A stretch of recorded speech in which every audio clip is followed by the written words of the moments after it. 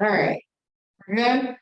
Thank you so much for having me. I really appreciate the invitation to come speak. I will make a plug for eBird. I use eBird extensively. As my partner can attest, when we're out walking, I'm just tracking every bird that I can identify reliably. And I've used Cornell Ornithology's Bird ID app, and I've actually been quite impressed with its capabilities of identifying birds by song. And I mean, birds from pretty far away. So if you have a chance to go to that eBird thing Gordon mentioned, by all means do it. Also, I should probably go to Abbott Schindler's photography class. And then I thought I saw a few people online. One of them was my French teacher from COCC. Bonjour, Denise. And Alan Maurer, who we miss very much at Fish and Wildlife Service. Alan Maurer actually used to work for us.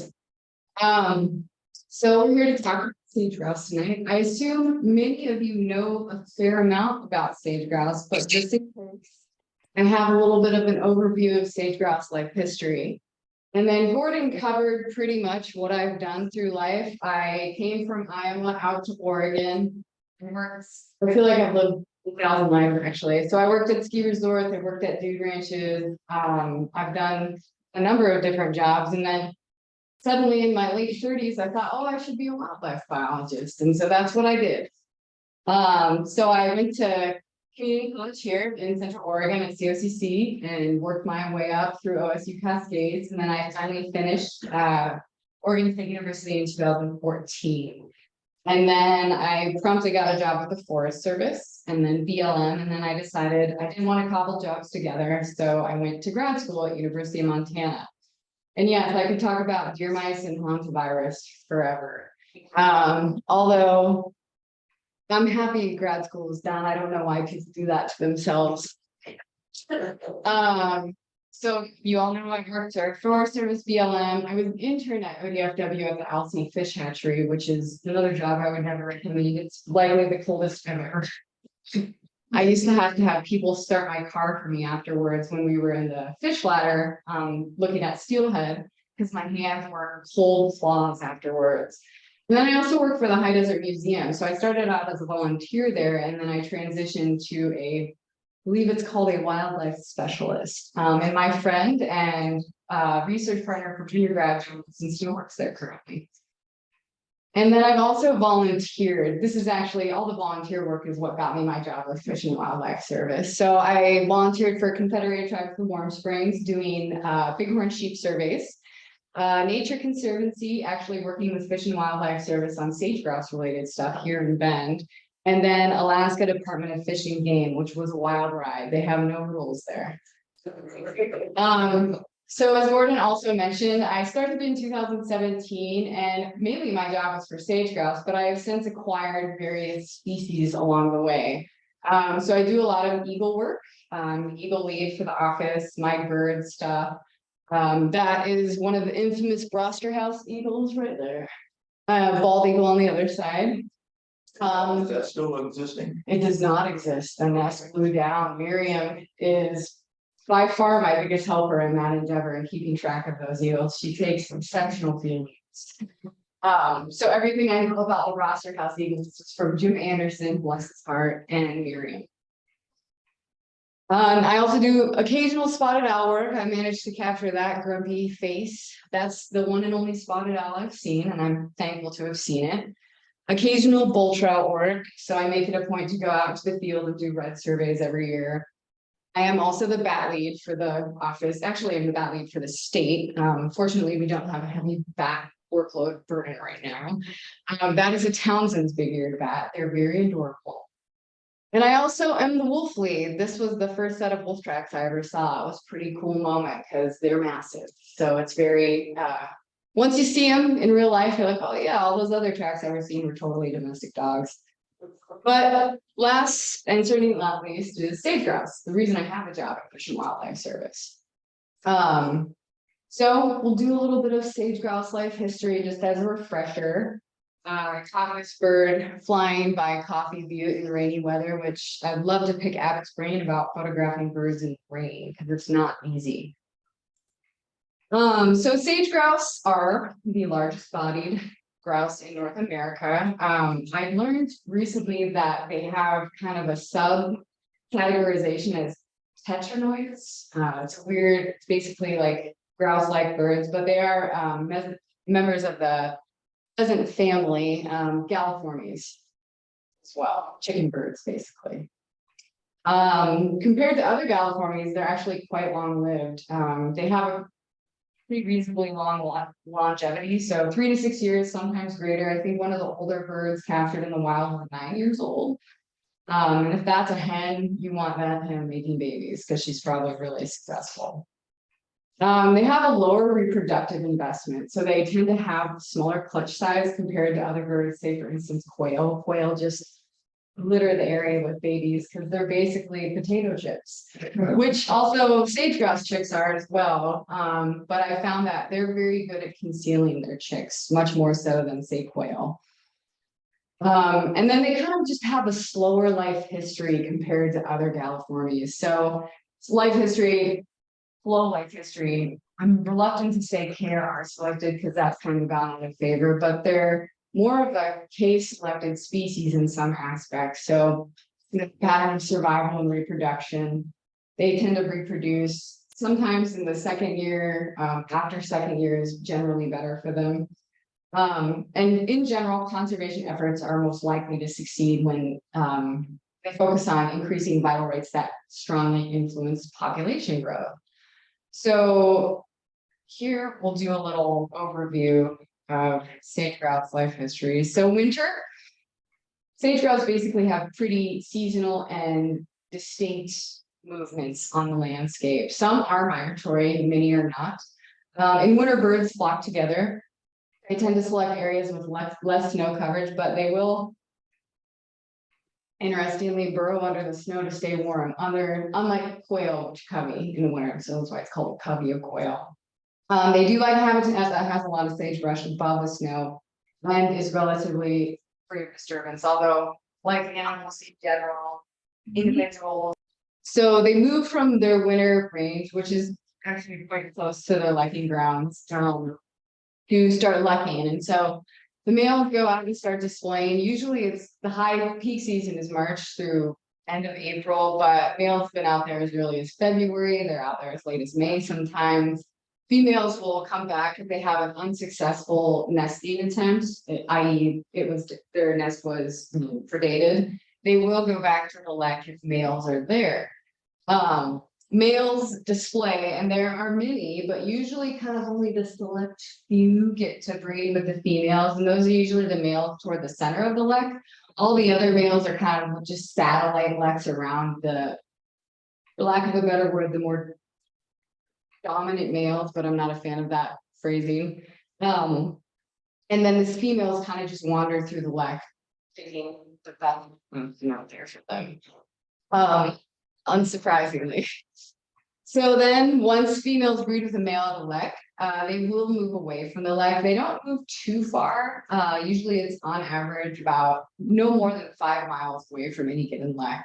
So it's important to have good lucking habitat and good nesting habitat within reasonable proximity to each other.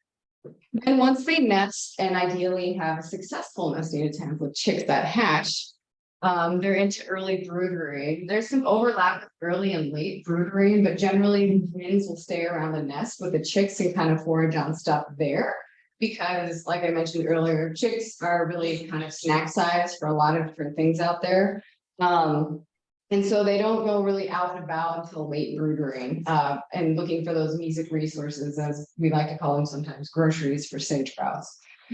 And then this is what you get when hen brings her chicks out, a little dust bath with some birds. Zach Slick from one of the labs at Oregon State University got this video of some grouse out taking a dust bath. I think this is just east of Bend too. Folks online, can you see this video? Yes. Thank goodness. All right. And then of course you go into fall, and so you kind of rinse and repeat the cycle. And fall, this is kind of the time where if you have a migratory population, they do migrate. I think the longest distance sage grouse has been documented migrating is about 150 miles, so not, a massive amount, not migrations like snow geese, for instance. So I mentioned earlier that vital rates play a huge role. Like you're going to want to target those particular vital rates if you want your sage-grouse populations to grow. So generally the most important vital rates for sage-grouse are adult survival. Adult survival is the single largest contributor to net growth of sage-grouse populations. Chick survival to post-fledging is a very, very close second. So both of those are really important life stages to think about in terms of conservation and then land management practices. And then of course, nest success. And nest success actually plays a large role in how variable population growth is. So there can be a fair amount of interannual variation or annual variation in nest success. And generally, if you have successful females, that doesn't play as large a role. But in certain populations, nest success can really kind of make the variance bounce around from super successful to not successful at all. So as I'm sure you all know,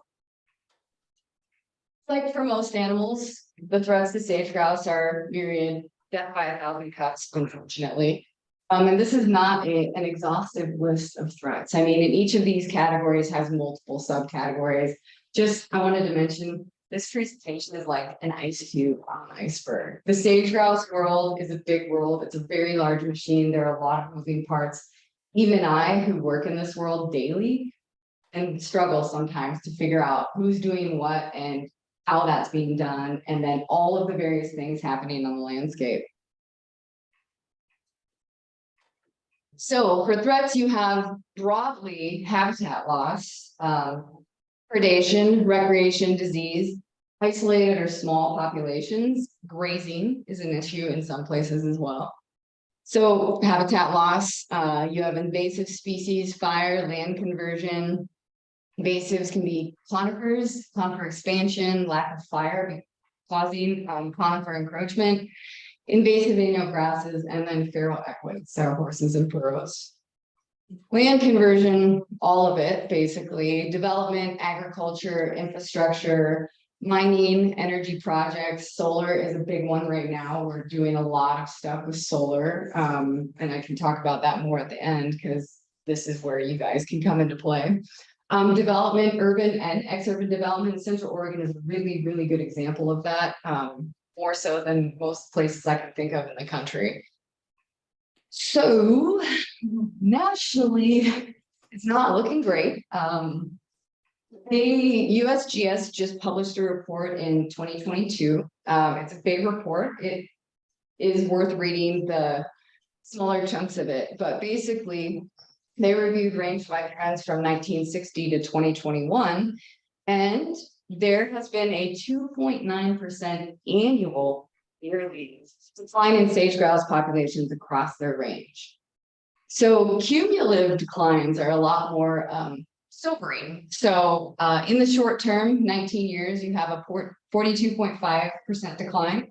Medium term, for 35 years, you have 65.6% decline. And then long term, 55 years, you have an 80.1% decline. And that's a pretty dramatic decline. And the way they did this, so you have year on the x-axis, you have an abundance index on the y-axis. Abundance index is just basically how many birds we think there are. And they calculated that using estimated abundance and then divided that by the 62-year mean of abundance, and then did some other math voodoo in there as well. So there is, however, variation among subpopulations, and this report broke out into various subpopulations. I don't remember all of them. For instance, they did note that the bi-state sage-grouse were actually doing okay as sage-grouse go.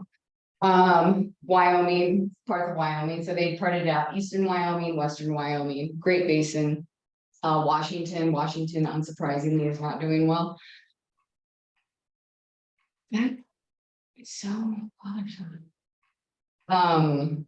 So now you have Oregon trends from 1980 to 2022. So I pulled these data from ODFW's annual reports, and the line here is the baseline of sage-grouse population in 2008, I believe. And that's the ideal population we would like to be above at all times. So this year, or this past year, it was Oregon's 4th highest survey effort in 2022. And survey efforts have generally increased. I think during the pandemic was one of the highest survey efforts ODFW ever had. And excuse me, it's multi-agency. So BLM is helping with that. ODFW, if you all would like to help with that, you can adopt elect. Which I can provide a link for to Gordon that he can send out. I'm sure most of you know about Adopt Elect. As a whole, there was a 9.9% breeding population increase in Oregon. It's good. 3rd year of statewide population increases, as you can see. But unfortunately, it was the 7th lowest estimated population since 1980. ODFW did estimate populations prior to that, but the data are generally better from 1980 on, which is why they use 1980 as a benchmark. So, on with sage-grouse counts, how we do all of this, population monitoring is the bread and butter of ODFW. So ODFW is the lead for sage-grouse. We help with sage-grouse conservation on the landscape. And by help, we give a lot of money to folks for sage-grouse conservation. Some of that we help with counting sage-grouse. For instance, I just got done with flights at Heart Mountain. So we do annual let counts via ground surveys, aerial surveys, and then ODFW does occasionally do infrared surveys. So they have basically a big infrared camera on a fixed wing airplane, and they fly at pretty reasonable height so as to not flush the birds, but close enough that they can actually tell what they're seeing on the infrared camera. And I wish I had footage of this because it's really cool looking. Basically, they're like daggling little blobs on the landscape that you can count, and presumably you can, depending on how they move, try to differentiate between males and females. This is actually a lek I just counted last week from 1,000 miles away, so it's not a great photo. This was my highest lek count I've ever had in Central Oregon since I started Fish and Wildlife Service in 2017. I had 35 birds at this lek. There were 19 males and 16 females, which is not very common. And the females were fighting, which is also not very common, and it was really funny to watch.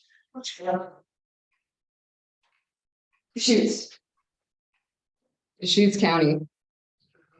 Yep. And then interestingly, ODFW does hunter harvest, and hunters have to turn in their wings. So they basically get a little envelope where they shove the wing and send it to ODFW in varying degrees of smell. If it's not a fresh wing, sometimes it sits on someone's dashboard for a little while, they get a little funky. And so every year they do basically a sage-grouse wing bee, and they can get a lot of information from hunter harvest wings. And that's essentially how they estimate age structure, sex ratio, and then nest success sometimes via those wings. So the counts, wing stuff, super important. This is a let count. So sorry for the tilt. I don't have one of those cool phone scope things you can put on your spotting scope, but I think I need one because this is getting pretty old trying to like hold my phone up right to the lens. And then we do aerial flights. So ODFW has been doing flights for a number of years. We do those in a helicopter. We're usually about 50 feet above ground level, sometimes higher if the conditions are really good for spotting. We don't need to be super low. But as you can see, this is Heart Mountain. That is Beatty's Butte over there. And so we flew, and you can see there's a ton of snow on the ground, a lot, in fact, which is great. The wildflowers, I think, if I had to guess, are going to be outstanding there this year. This is just us flying out to our count, and then we actually count transects all morning for 3 hours. And we basically count the number of birds we see. This year at Heart Mountain, also record year for numbers of sage-grouse. We found a number of new leks with many birds on them. Leks that had been previously unoccupied that were once again occupied. So it was really a good positive one. As a whole, the news is kind of grim about sage-grouse populations, but those moments are really good. And then in Oregon, there's a ton of research going on. So nationally, there is a ton of research going on. And you know, you can categorize research similarly to how you would categorize threats to sage grouse.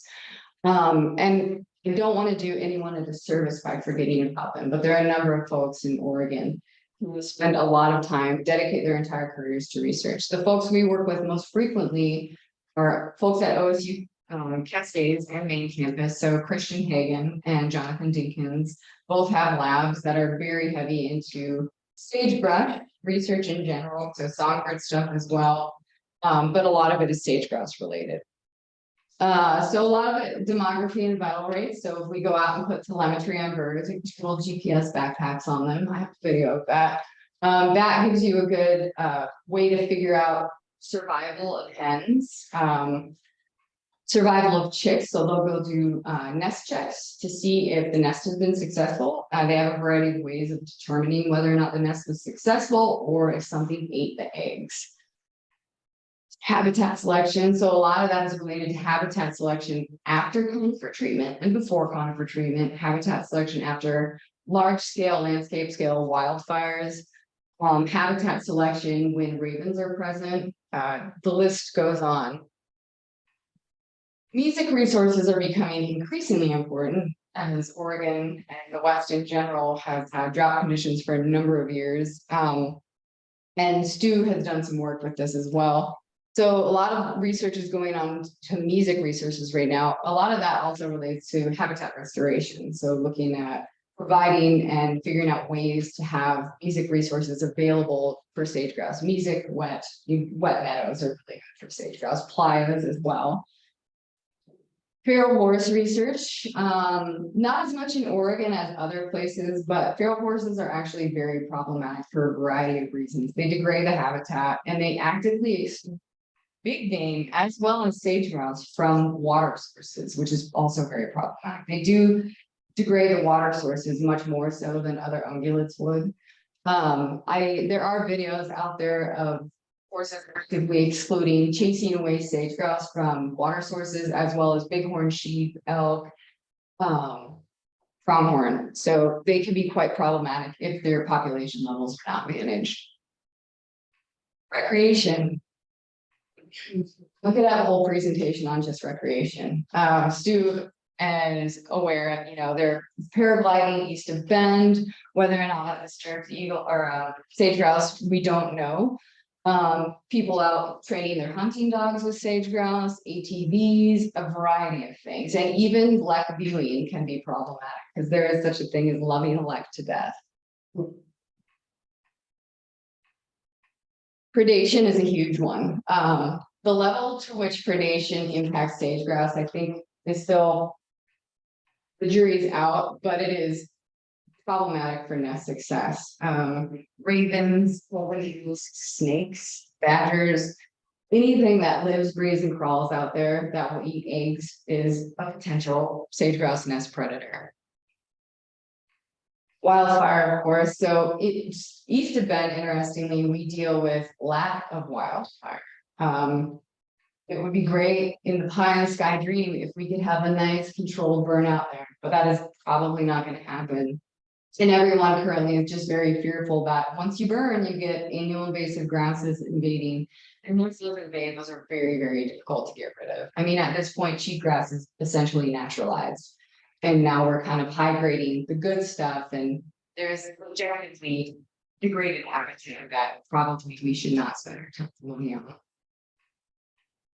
And then conifer encroachment. Once again, this relates to kind of habitat selection, but looking how treatments, conifer treatments impact sage grouse and a variety of other species. In fact, there were multiple papers that went back and forth about conifer treatments impacting sage grouse and mule deer differently.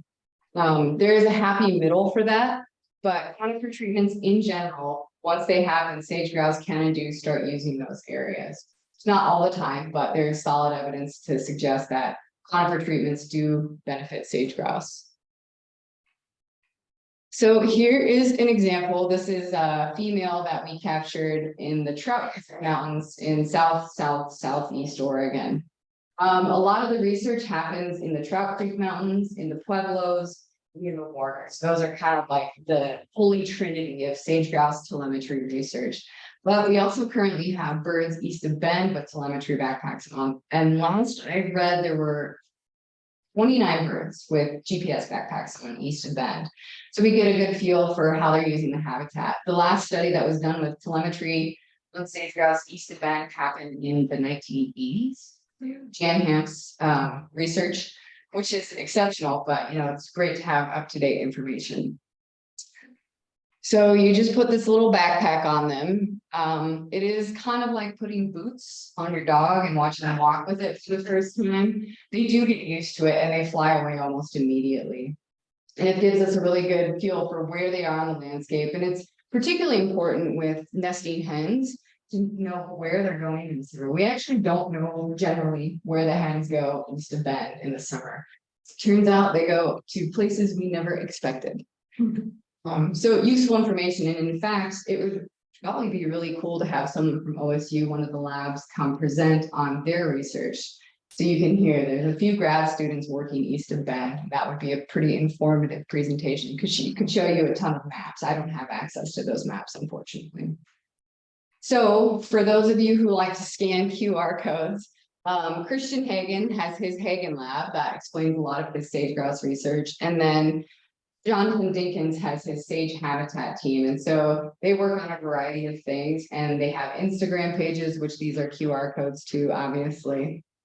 See Gordon's taking a photo. Yes. One person used it. My partner is not into QR codes at all. He made fun of them before the pandemic, and now that's all we use. And then there's the West Nile Project. So I owe a big thanks to East Cascades Audubon Society for making the West Nile Virus Project happen. East Cascades Audubon Society bought a lot of these nifty little mosquito traps here. And Julian, East Cascades Audubon Society volunteers went out to trap mosquitoes in some pretty remote country. The reason for this was, in 2003, there were West Nile virus documented mortalities in sage-grouse in western Wyoming in the Powder River Basin. The guy who found those mortalities just coincidentally ran into a sick bird, and he had worked at Cornell in 1999 when West Nile virus first found its way to the US. And so he was actually kind of aware of how symptoms present in birds. And so he was lucky enough to be the person that found that bird and thought, this has West Nile virus. I mean, really, it was only a matter of time, but he was the one that found it and documented the first case of West Nile virus in sage-grouse. And then in 2006, it was documented in Malheur County, Oregon. And so when I first started work at the service, Lee Foster, the sage-grouse coordinator at the time for ODFW, and Stu Barrett here, came to me to ask if I would be interested in doing some sort of West Nile. So we ended up doing that, and it was kind of, baby steps. Really, we just wanted to know, is West Nile virus present where sage-grouse are in Central Oregon? We're unsure of that, but we did know that in sage-grouse, West Nile virus, basically, it's variable mortality, it's an endemic stressor, and it actually affects all age classes and both sexes. It does not discriminate. And so generally, when novel virus, I even hate talking about this after the pandemic, enters a population, a lot of animals get sick. Depending on the virus, they often die. And that is what happened with sage-grouse in some places, in some populations. So we were really interested in figuring out whether or not mosquitoes have West Nile in the Brothers Pack priority area for conservation just east of Bend. So we started in 2017, and we did that for a number of years until 2020. Actually, that kind of the screaming halt on a lot of things. We tested a number of pools of mosquitoes. So basically, people go out, they set up traps under guzzlers, which are the only water sources in central or east of Bend. I mean, there are very few water sources. And so we assumed, correctly, in fact, that sage-grouse likely use those. And so the traps were set out, they had dry ice in them to attract mosquitoes. And then next day the traps were collected, and I had a job of stuffing mosquito carcasses in tiny little tubes to send off to the OSU vet lab, who gracefully tested all of our stuff mostly for free. I mean, there was a year they did not charge us at all. Thankfully, no West Nile virus positive results here, and the BLM still does this on a yearly basis. They only set out 4 traps, same location since we started, and to date, no positive results. And we collected, in the grand scheme of things, if you were to do the same study in the Midwest, you would have had hundreds of thousands of mosquitoes in your trap. We had the total number of mosquitoes we caught, I think, was 1,000, just for some context. And in order to test, get a, confident positive result, you usually have to test upwards of 10,000 mosquitoes. So no West Nile virus positive results, and they didn't pass. The Baker Pack took the guidelines we wrote for mosquito trapping, and they ended up doing this because this is actually less surprising, an area where they had West Nile positive results. I don't know if you guys have been to Baker County or Baker City, but it is generally warmer, and as far as Oregon goes, more wet, for lack of a better phrase. So they do have a lot more mosquitoes, and then they have a lot of lowland where sage-grouse hang out in the summer. And so they have had West Nile positive results. And so here are some photos of sage-grouse using guzzlers.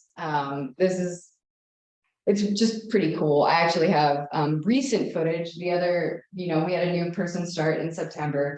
I took him out to do a little tour of the Brothers area, and we passed by a guzzler. I thought, I'll put out a trail camera. I don't have any videos, so I thought it'd be cool to take a video, and I got this. And this is in September. And generally they use the guzzlers. The females only, as far as I can tell, bring their chicks to the guzzlers the end of July. My assumption is the chicks are no longer truly snack size, and so they feel more confident bringing their chicks out. That is just a total speculation, though. It seems reasonable enough. And so, we talk about population monitoring, we talk about research, but a lot of the work happening currently is in land management. A lot of the money going to stuff is in land management. Even a lot of the research for sage-grouse is directed at better ways to manage the land. And we talk about the 3-legged stool. So one part of that is federal. So BLM lands make up a majority of ownership across Oregon sage-grouse habitat. It's 67 million acres is a large chunk of land. Forest Service does have some land here that sage-grouse use, but nowhere near the extent that BLM has. And so currently, BLM is still using their 2015 approved resource management plan with amendment. I believe it's ARMPA. Those are currently in the process of revision right now. I do believe you can comment on them if you would like. It's just civic duty. And then you have state activities. So state doesn't, other than Department of State Lands, doesn't have a big hand in managing lands. However, the state has the Sage-Grouse Action Plan. We have the Sage-Grouse Mitigation Program, and that actually comes with a mitigation tool for potential developers to see whether or not they would be responsible for doing habitat mitigation if they are going to impact sage-grouse habitat. I will say, if they plan to impact priority habitat, so we have 2 different classifications in habitat. General habitat, which is habitat birds use, and then there's priority habitat. Priority habitat is essentially identified via active LEX and buffered by a certain distance. We're talking millions of dollars if developers want to impact priority habitat. And so they're able to use this tool to try to figure out, different ways to do things. And they coordinate very extensively with Oregon Department of Fish and Wildlife on that. In fact, Oregon Department of Fish and Wildlife has a mitigation coordinator for sage-grouse only. That's his entire job. And then you have sage-grouse local implementation teams. So there are local implementation teams in Macon, Burns, Lakeview, Prineville, and Vail. The Lakeview and Burns ones actually just started up again. The Prineville has been going on for quite some time. Stu is a member of that, as well as myself. I'm also a member of the Burns and Lakeview Lits as well. And those are basically groups of various stakeholders within the county that get together and discuss, among other things, activities that are happening on the landscape, potential activities the BLM might be doing in ways that we stakeholders can help inform some of those, Whether or not the BLM uses that information, they don't have to, but they often take that and hopefully work with it. And then just kind of coordinating various activities across the landscape. And these are actually quite important because oftentimes folks aren't talking as much as they probably should be in terms of coordinating land management activities where sage-grouse are concerned. And then often these local implementation teams can apply for funding for various projects that they've identified through that lid. And then you have Department of State Lands that does have with us a candidate conservation agreement with assurances. And then really the bread and butter of my job is working with private landowners and soil and water conservation districts and the Powder Basin Watershed Council on candidate conservation agreements with assurances. And I have a short 7-minute video that's going to do 7 minutes of talking for me. And I hope people online can hear this. If you cannot, I will send a link to Gordon and he can send it out. So candidate conservation agreements with assurances are voluntary agreements for private landowners or other entities like Department of State Lands. And they come with 7 conservation measures meant to address various threats across the landscape. So these things aren't a one-size-fits-all approach. Each plan is very different. Each plan we enroll is different acreage. We have massive plans, 55,000 acres. We have small plans of just a few hundred acres. And so what happens is these landowners commit to doing various activities that benefit the sage-grouse and create habitat uplift, for lack of a better phrase. And what happens then is you end up helping shape good land stewards. And I would hazard many of these landowners are pretty good land stewards already, but we're giving them more tools and more knowledge that they might not have previously had in order to do things better at different landscape. And how that works, before I get into this video, and you'll see a little bit of it. I didn't go into too much detail because the video does it for me. Is they sign up for these voluntary agreements, and usually it's when an animal is a candidate for listing under the ESA, the Endangered Species Act. And if the animal is listed, we do not make them change anything after that, unless there are very extenuating circumstances, which, you know, that language is written into the agreement. But basically they've agreed to do these things and we're like, great, thank you. Please do that. If the bird is listed, we agree not to make any changes on you. And we also end up giving them a permit for take under Section 10A1A of the Endangered Species Act. And so here's the video. Wahoo Films did this for the Soil and Water Conservation Districts and Fish and Wildlife Service. And this actually just came out recently. I'm in it, and it took me a very long time to actually watch myself in it. I do not like it. Just myself, not the video. I do think the video is great. Where'd you go? When I was a child, back in the 60s, I was riding with my Uncle Bob, and we were near the Snyder Creek, and we saw some sage-grouse. We enjoyed them for lunch, and they were the best thing. That's probably not what you want to hear. As I said, it was in the 60s, and now we just admire the bird. And as time goes on, we're seeing more and more sage-grouse. Well, when I was young doing this, we'd never see them. Now, I don't know a day goes by that we don't see them while we're moving cattle.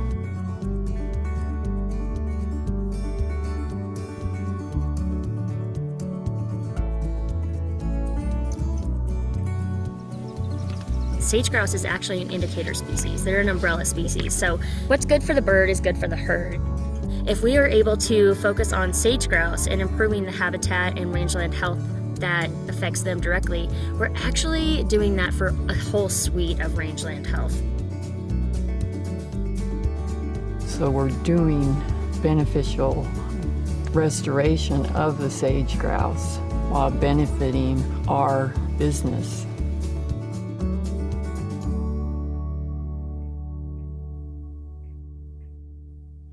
Hi, Brandy. Hi, how are you doing? Oh, great. So U.S. Fish and Wildlife Service is essentially the agency that permit the CCAAs, and then the Soil and Water Conservation Districts work with each landowner who is going to enroll on a site-specific plan. And those site-specific plans are really iterative.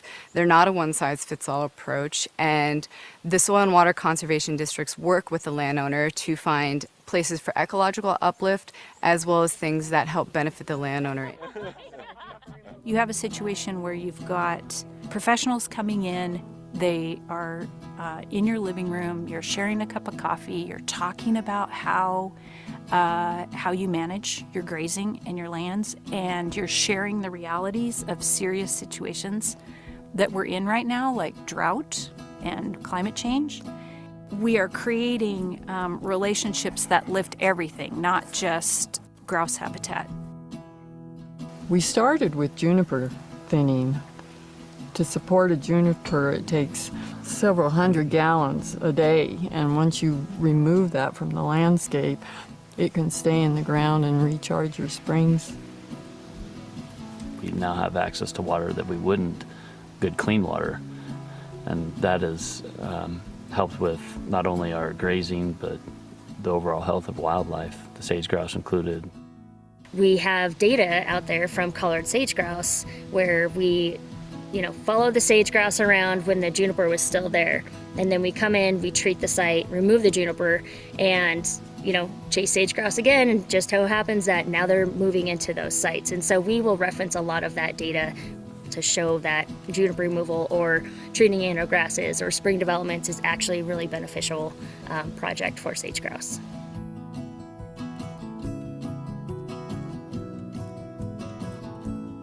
The 12-mile area there, we started with 3 pastures, and now there's 15. Having multiple pastures has really allowed us to be flexible, to be able to control the grazing for a short amount of time. Benefits the landscape, it also benefits the cattle.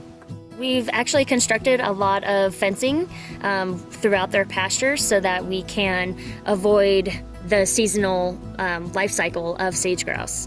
So if they are on the lekking sites, then we're farther from the lekking sites. If they're in the nesting, we're farther from the nesting sites.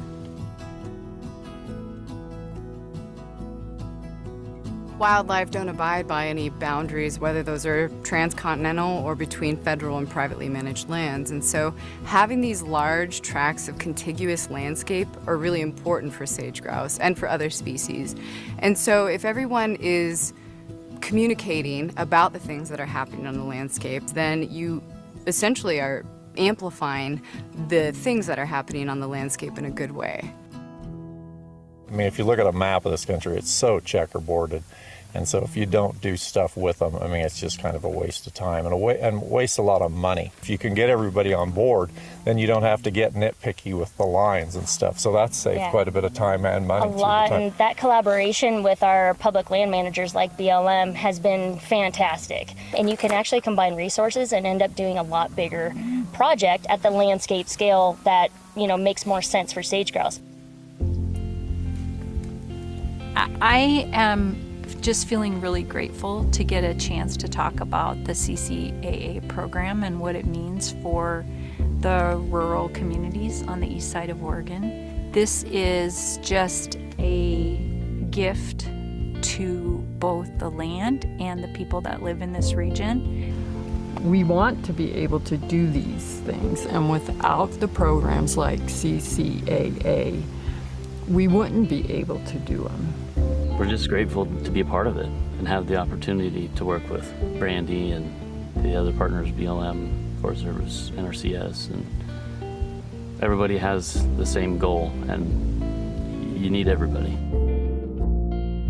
We need our state partners to come right in with our landowner community, and we need to all understand that we are serving the greater good of Oregon. We have over 18 million acres of important sage-steppe, sage-grouse habitat on the east side of Oregon, and we've already enrolled over 500,000 acres worth of private family ranches.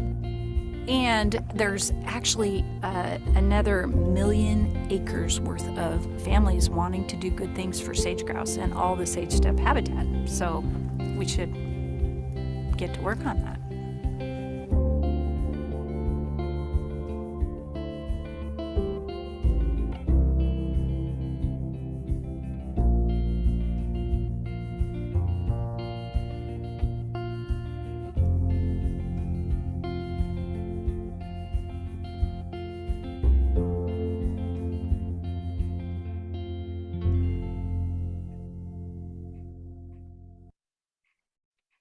Okay, before I get into this, that is the bulk of my job with sage grouse.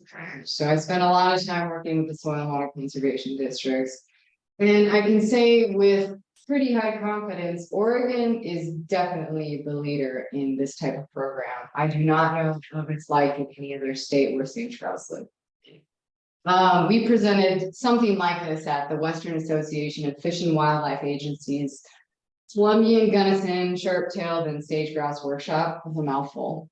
A lot of people came up to us afterwards asking about this program. A lot of people who were at this workshop are not land managers. They're actually state agency wildlife researchers, wildlife biologists, and a lot of people from USGS presenting about USGS research.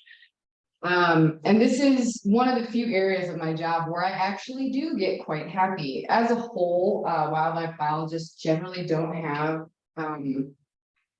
really optimistic jobs. Wildlife just kind of have a variety of things happening right now in particular. And so this is one of the places where after I leave meetings, I'm super motivated because it is a really good example of how you can sit down at the table with people who have dramatically different ideologies than you do and actually get stuff done on the landscape.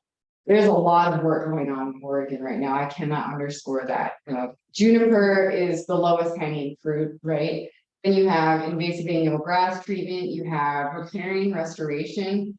You'll notice there 3 miles for riparian restoration doesn't sound like a lot, but given the time and money it takes to do that, that's quite a bit, given these started in 2015. And there are still other projects happening currently. Fence marking is another thing. You notice they had a few pastures and then went to 14, and that was basically just to have a better grazing management plan for their cattle and to be able to better move their cattle around.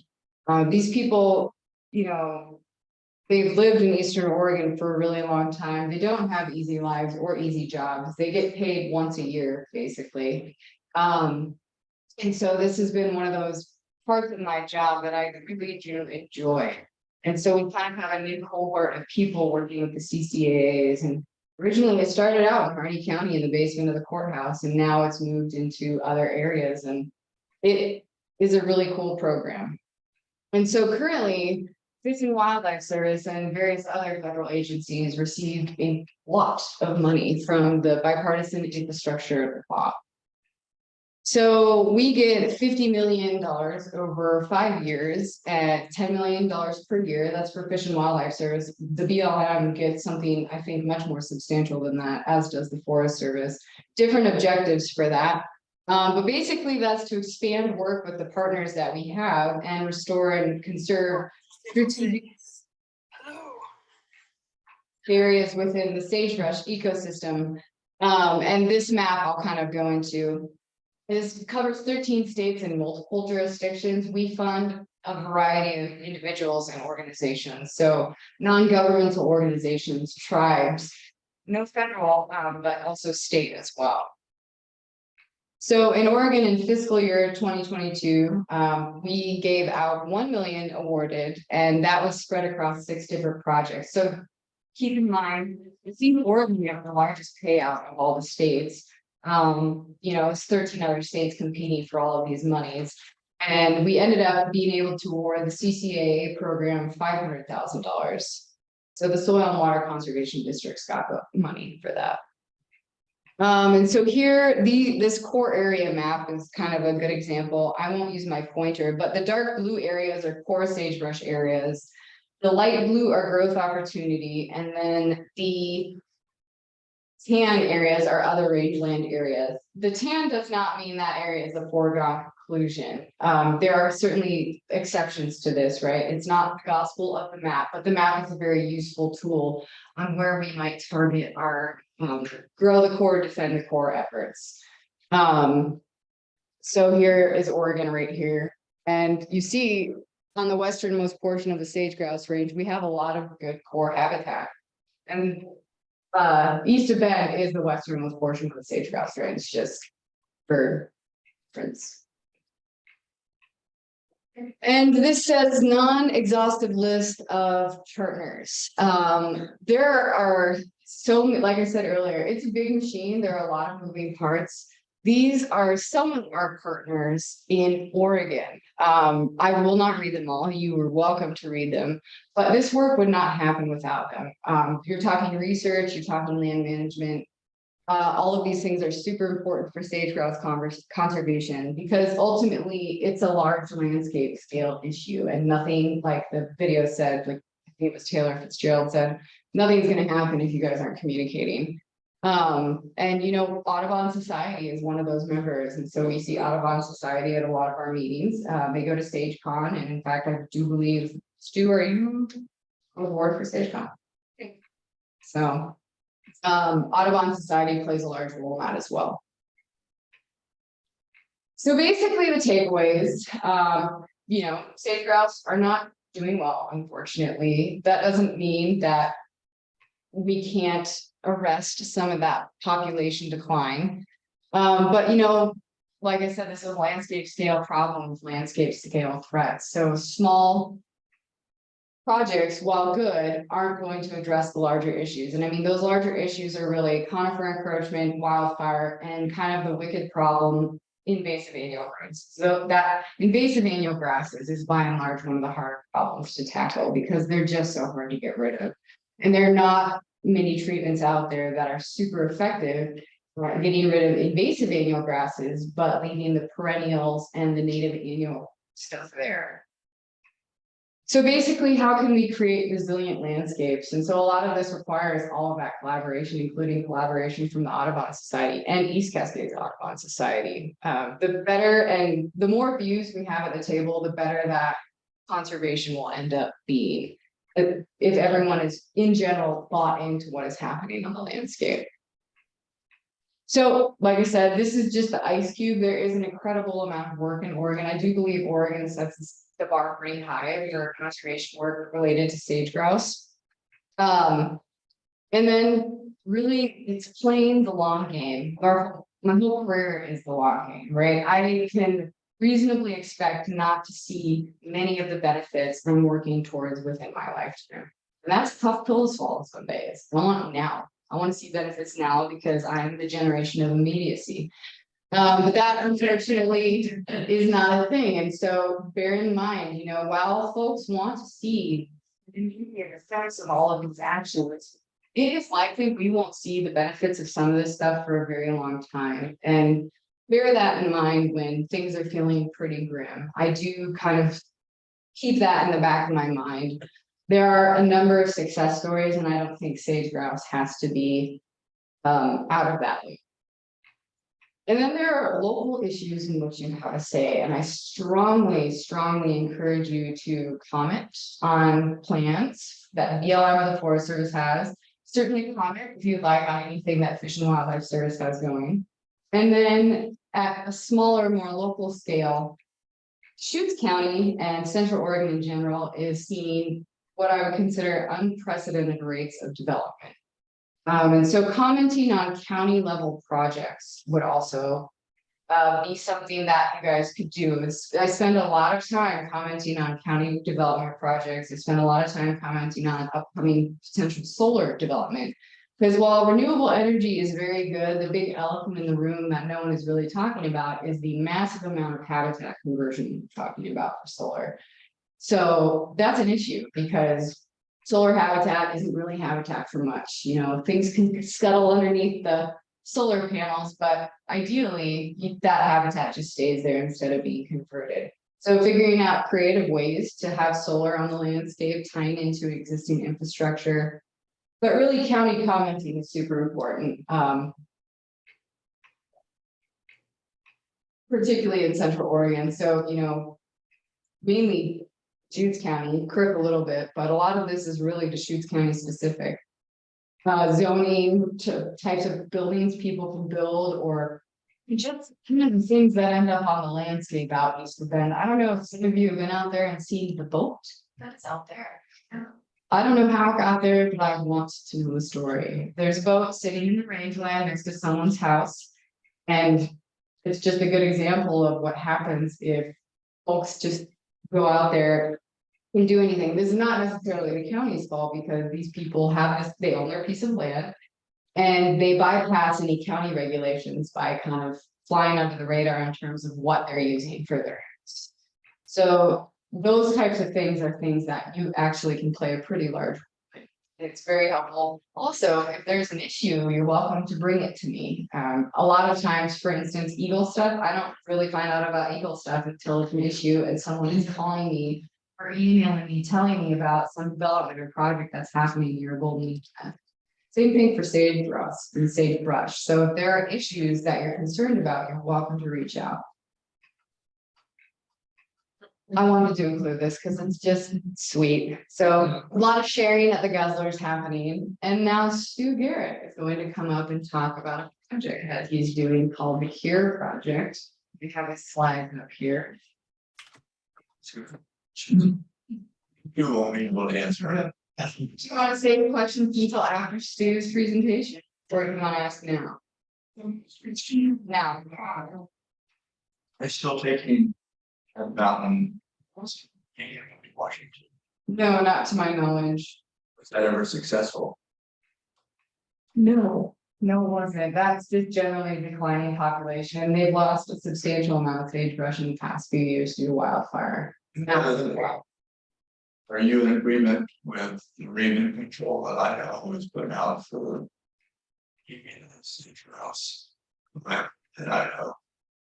Wow, that's a loaded question. I think for research, it has its utility. I do think in the long term, that's not a long-term thing that's going to be an option on the table. We can't just spend our money eradicating ravens. Eradicating is the wrong word. Controlling raven populations. Ravens are just kind of a symptom of a larger problem in part development. So, Band-Aid, useful tool for research and determining how impactful they are, but as a whole, I don't see that being a long-term sustainable option. Yeah. There might need to correct me, because my history may not be correct. Under Obama, they were going to do a multi-state comprehensive sage-grouse strategy to include listing. Am I correct so far? Generally, yes. Yep. Okay. It's happening. And now that's gone away, I believe. So is it each state is kind of doing their thing without a national oversight strategy? And is the Forest Service and BLM kind of independent with their management plans and what they do? Because this was supposed to include listing and integrate management across the state lines. So there's no national oversight in terms of regulation, but we do play a pretty large role in keeping things as coordinated as we can. The states manage the animal, and so the states individually manage those species, and states do things differently. There is the whole Western Association of Fish and Wildlife Agencies, and they have an entire sage-grouse working group for this reason, to kind of at least on some level coordinate at a state level what's happening. The Forest Service and BLM plans are not the same, but there is communication about that as well. The BLM plans are much larger. The Forest Service, for instance, I would say the Montana, potentially Wyoming, Colorado, Utah have more skin in the game when it comes to sage-grouse than their Forest Service managed lands. But generally as a whole, yeah, the whole intent was to preclude listing. A lot of that was enrollment of private lands under the CCAAs, which has been a thing. Management of federal lands under a CCA, single A, so candidate conservation agreement. And then various federal land management plans. And so those all played a role in the listing decision in 2015. Did that answer your question? Well, one last thing. So then, if the director of the BLM in Wyoming has a strategy, it might be significantly different than the director of the BLM in Oregon. So both oversee both areas independently, so to speak. Well, BLM is divided up into regions. It's not a state by state thing. They have state offices, but generally they're reporting up to the region. So our region for Fish and Wildlife Service is Oregon, Washington, and a small chunk of California. Or a small chunk of Idaho, and then the Pacific Islands. So we refer to our region. So there are regional goals for things, but as a whole, those are shared throughout the country. Some of our directives, like BLM and the Forest Service, come straight from headquarters in Washington, DC for BLM Grand Junction. So, you know, I don't think that state folks can manage things so disparately because they have those directives. But that's as much as I know and feel comfortable answering. That's enough. Yeah. That's it. Yeah. 2 questions, because they have both clutches and 14 species of sagebrush, 29 subspecies. Which ones do they utilize the most? They do have multiple clutches. Like for instance, when one clutch fails, they'll go back to collect and have a re-nesting attempt. But generally, no, they won't double clutch like some birds do in like banner years. I know that some songbirds can double clutch, and boy, those females just look so tired at the end of the year. I mean, they're so thin. I don't think that would be advantageous for sage grouse, but they will do a second nesting attempt if their first clutch fails. As for stuff they like to eat sagebrush wise, I don't think I noted, they eat almost exclusively sagebrush in the winter, and they fatten up quite nicely that way. I do believe mountain sage. As to what subspecies of mountain sage, I'm not sure. There are some species of sage that have different terpenoid content, which probably plays a role in that as well. And I don't know if you guys have UV lights at home, but go get some sagebrush, grind it up, make a little sagebrush tea, turn off your lights and turn on the black light, and it will fluoresce under UV light. It's super cool. Some species fluoresce differently, and so there were kind of a few hypotheses floating around that sage grouse tune into that as well. And you know, sage grouse are eating sagebrush when you see their droppings. They have kind of 3 distinct different droppings. The one that indicates they've been eating sagebrush is called Cecal tar, which I think would be a great heavy metal band name. And it just basically is like a little swirly of black, hard as a rock. Tar, for lack of a better phrase. I mean, that's why they call it Cecal tar, but I'm not sure. That's a good question. They do eat low sage and early sage as well. But generally, I think they really focus on mountain sage and those various subspecies. Any other questions? Yeah.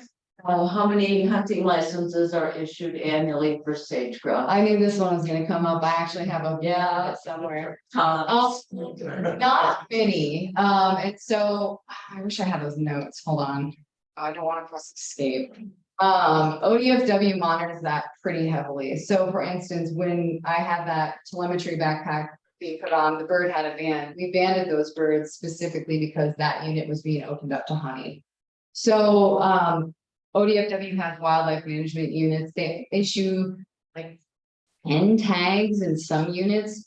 And I don't know what the hunter success rate is. It is not that high. So they don't always fill all of those tags on an annual basis. One unit has 150. I think that's a larger unit, but it's nothing above, I think 11%. And they've put a lot of time and thought into how the population can be sustained via hunting, you know, whether or not they adjust number of sage grouse tags on an annual basis, and they do. So you can look through the sage grouse annual report that comes out on ODFW's website, and they have an entire discussion on hunting success, number of tags that went out for each unit, and the rationale behind why that is the case.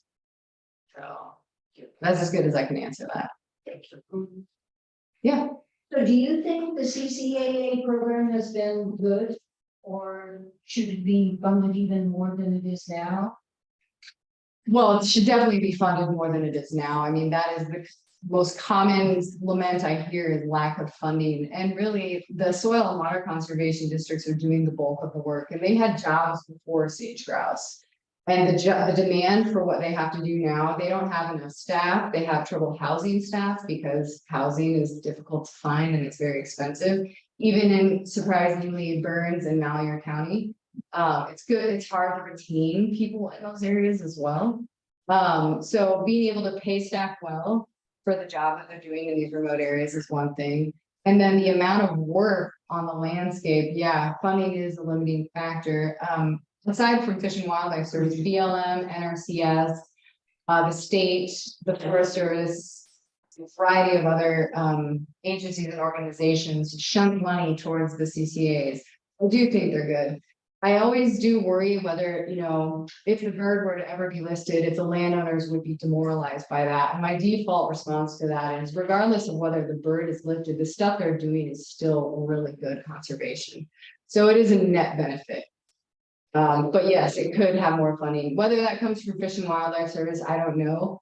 Because if we have a set funding mechanism for CCAs, that would be great, but it would be setting the bar for all CCAs outside of sage grouse as well. So that then would exponentially increase the amount of funding needed in general for CCAs.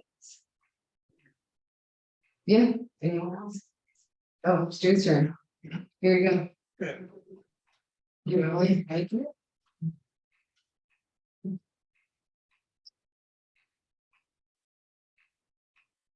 Advance this. With the little clicker here, or you can hit this arrow right here. Whoops, I think that. You can go back to the back arrow. That's what I just. There you go. Okay, I'm Stu Garrett. I've been the sage grouse coordinator for our chapter for about 8 years.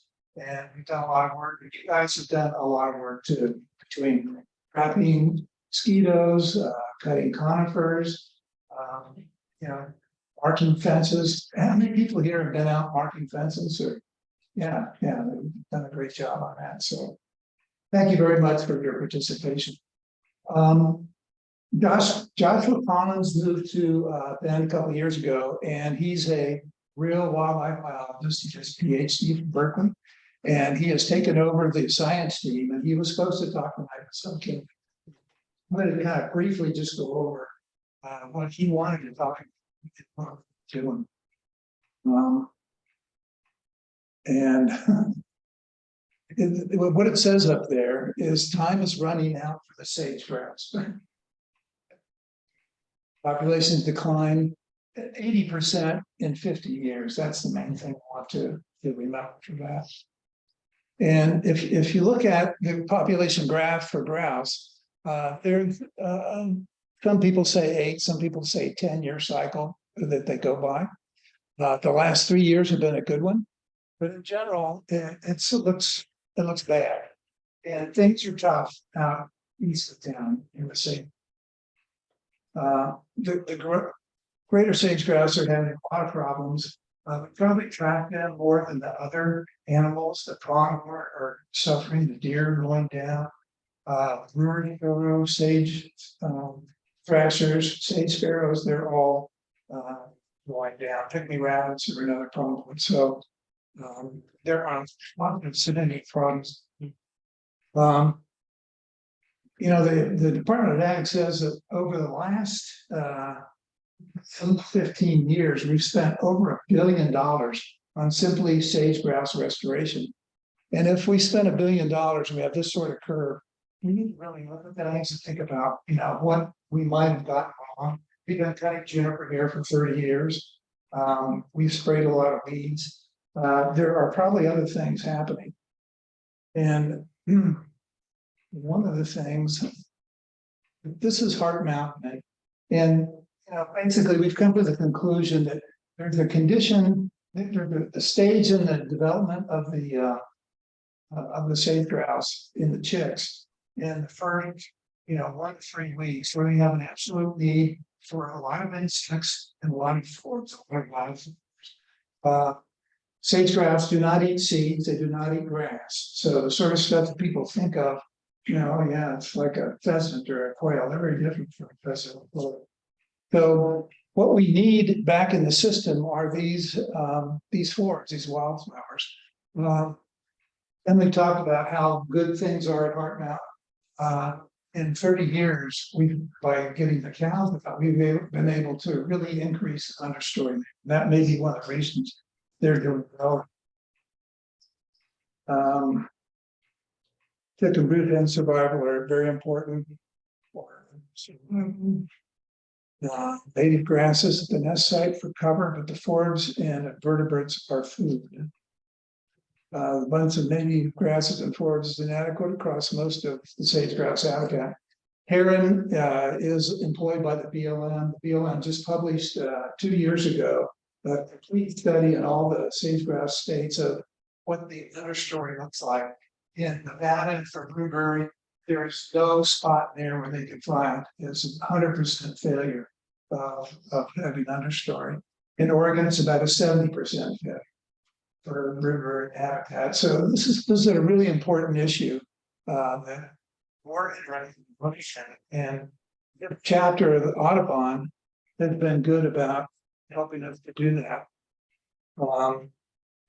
Sure is a larger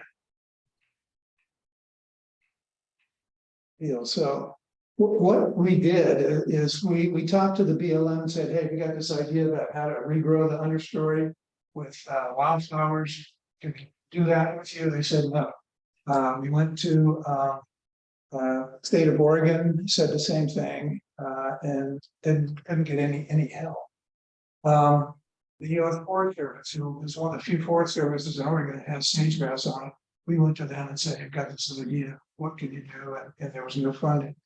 So basically, this chapter, he said, well, we're going to do it ourselves. So we used some of the funds in this chapter, and we went to Deschutes County. They were offering some funds for range improvement, and we got the money there. We went out to Brothers, and we fortunately, the gentleman who is interested in using his ranch for mitigation, he had just started, looking at this. He bought a 20,000 acre ranch there. He's going to try and grow sage-grouse just naturally. And so we went to him and said, we want to do this study. Here's what we want to do. And they said, that'd be great. So what we did, we went out just north of Brothers, and on their property, we put out 10 exclosures where we're keeping cows off of those areas. We have adjacent areas where we're doing the same sort of testing that will be grazed. So we can compare grazing and non-grazing.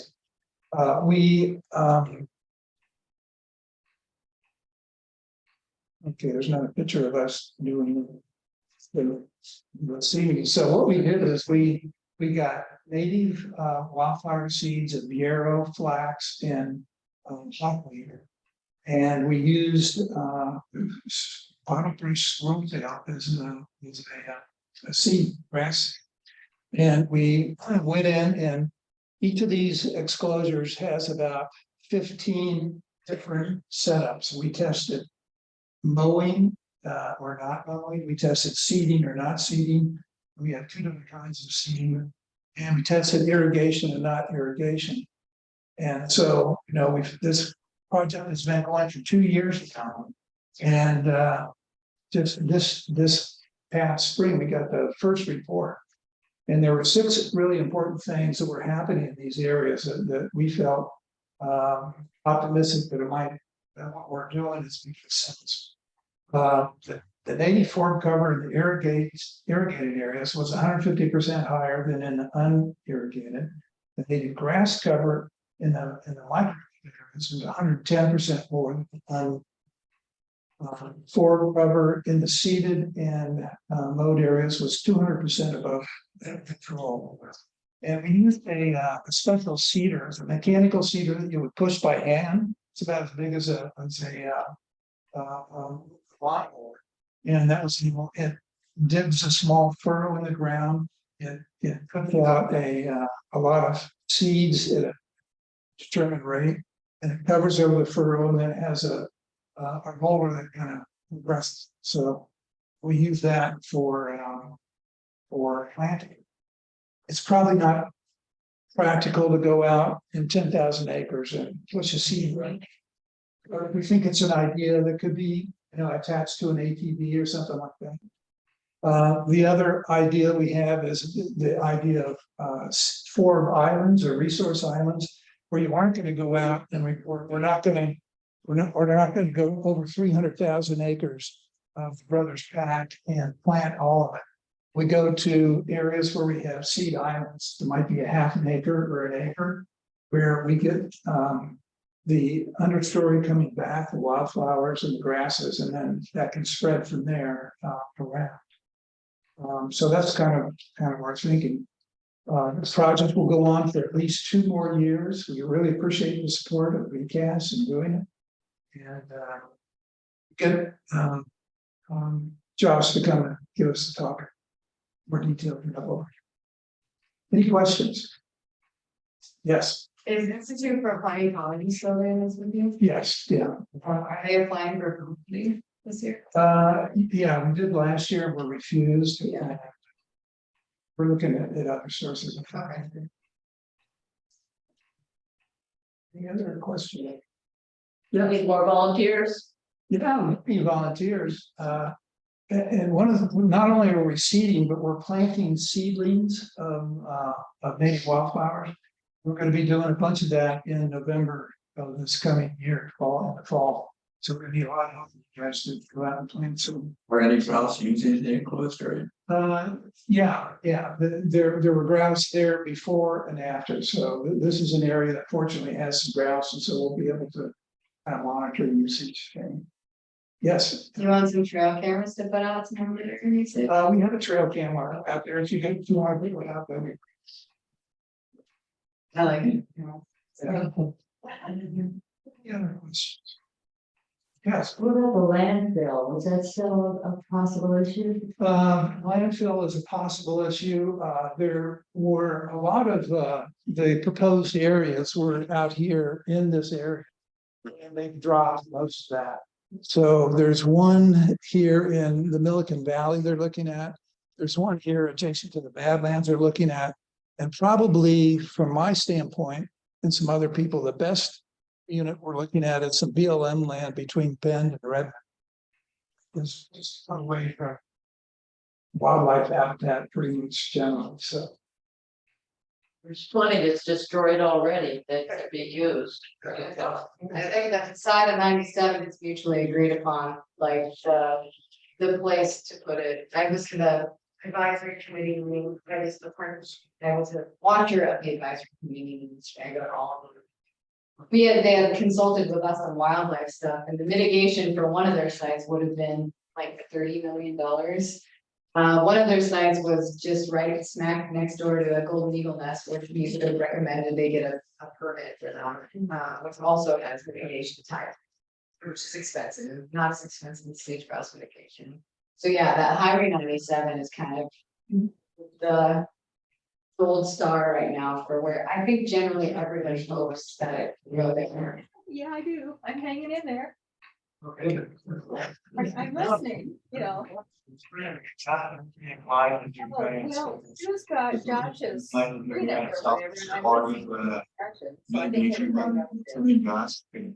it needs to be the thatch units that used to come out. And I don't know that got management. There's some claims in a German called Europe. It's going to be kind of hard for them. It's not so many other areas where you get lithium, geothermal fluids and all these geothermal fluids.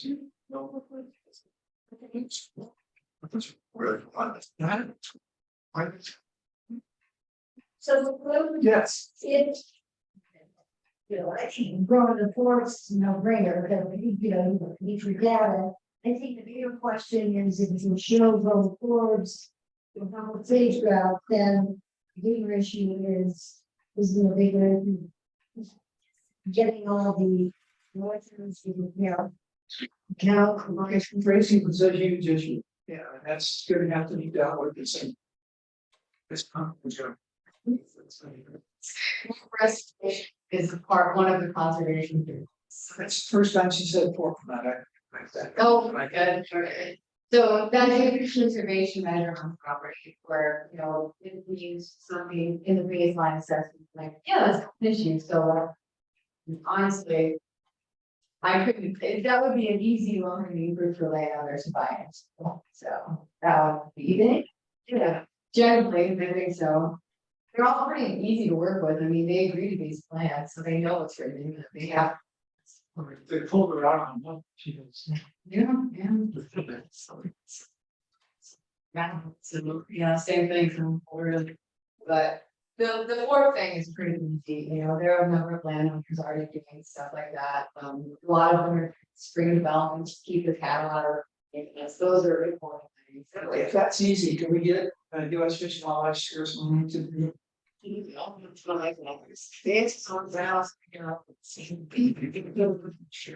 So, you know, basically. And the Seaside, which is statewide, we have this wonderful lady who makes maps. And Megan has determined that we have 8 million acres in Oregon. Don't have juniper, don't have weeds, and that have sagebrush. And that's where our sagebrush is coming from. And we've seen an 80% drop in first coming from those areas. Why is it? Yeah, we think it's because the understory is coming. So that's what we think, that the services disagree with us, agencies are very interested in this, and we're gonna keep pushing it. Any other questions? Yes. So what do surveys show about the recruitment, the number of young that are produced and survive the first year? Do we know anything about their enforcing because the boards are gone? Yeah. Do we know about that? And what we have on that is the wean study. They can tell by looking at the wean of the hen, how many chicks she had, and how many survived. And the weight studies typically show pretty dramatic low head ratios. And you know, most recent one from the Brothers legally zero. You should have 2.25 in order to get Keep up. It's important part as far as population is keeping adults alive. Why in the past where they've hit a hard target? You know, this chapter, your Audubon chapter went to US Fish, ODFW. It said we have 20 packs in the state. And every year, a few of them hit what's called a hard target. You know, their populations have dropped so low. You're supposed to do special things, you know, that kind of stuff. Why don't we just not hunt birds when they hit a hard target? And this is not very good. Yes. Hard target the same thing as a hard trigger? Yes. Right.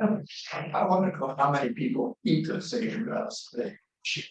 All of them, generally, I mean, there's not someone I. Just shoots them and gives them away. It's sort of like fish going to the ledger. Some people might get them taxidermy, but most people I know personally, so sample size and Emily, not sage grouse. They taste, I've heard varying stories. They taste good or they don't. They don't taste like.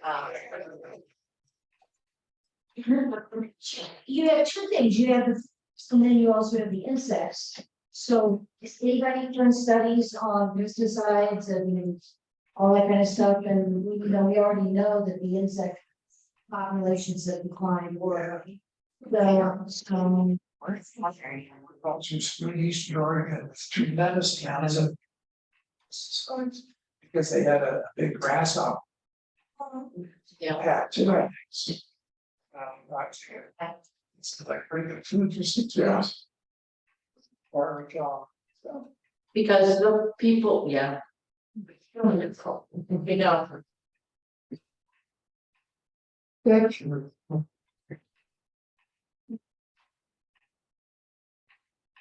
Welcome to the East Cascades Audubon Birders Night.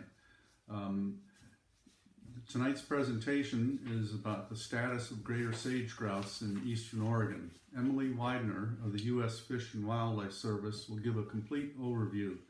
Following that, Stu Garrett of East Cascades Audubon will talk about our project in Brothers.